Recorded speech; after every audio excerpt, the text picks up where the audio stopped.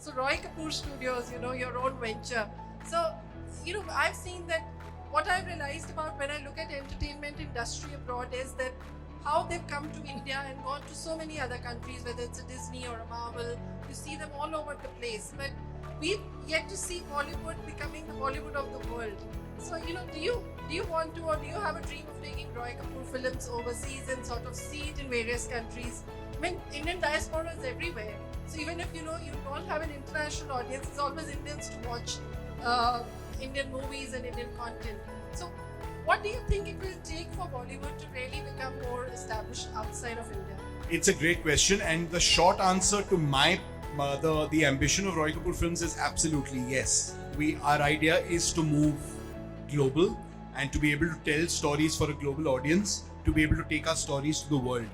What I think the Indian film industry, not just the Hindi film industry, but generally has managed to do pretty well is to cater to the South Asian diaspora overseas, right? Because it's a captive audience. It loves the content that comes out of the homeland. It's waiting for it. And we've been able to cater to them. We're able to distribute to them. We figured out the catchment areas where they live in pretty much every country around the world. We've been able to be targeted and to address them. What we haven't done a good job of is moving beyond that and crossing over to even an art house world cinema audience globally, and definitely not to a mainstream audience. That is the next thing that we have to do. Now, how will that happen? I think by telling stories that are as local as possible. So a film like Dangal, right?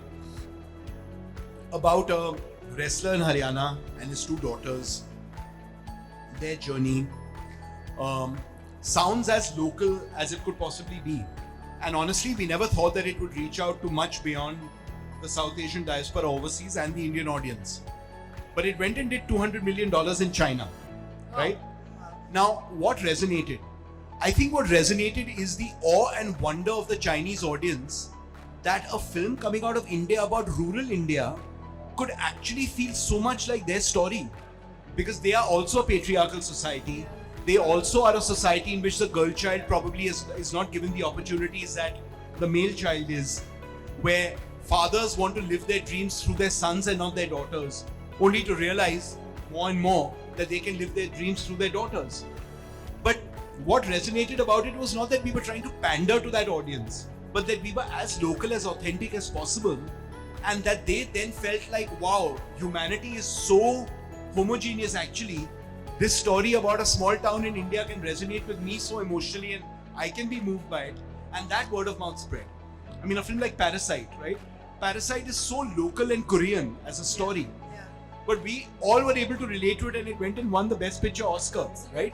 So the more we try to be global, the less authentic I think we will be, and the less we'll be able to cross over. I think we need to identify the stories we're telling that can have this ability to travel, and then really back them the best way possible.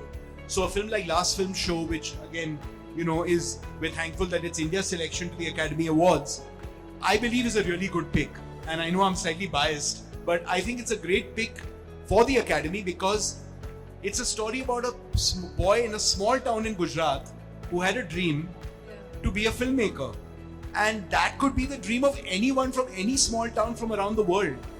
But because it's set in this really quaint, unique setting, that's what will be interesting for people to see and then say, it's so different, but it's so similar.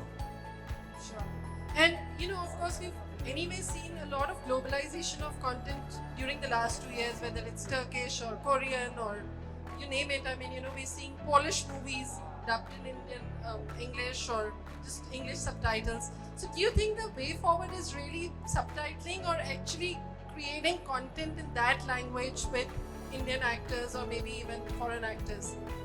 It all depends on the subject. I think subtitling and dubbing should happen depending on whichever market reacts better to subtitling or to dubbing. There are some markets that prefer movies that are dubbed, like in China.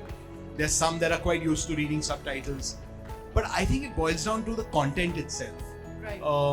If it lends itself to being told in a non-Indian language, sure. But my guess is that what they want from India is really Indian stories told in Indian languages that they are able to relate to. Sure. And I think it's really going to be interesting seeing Indian content doing that all over the places.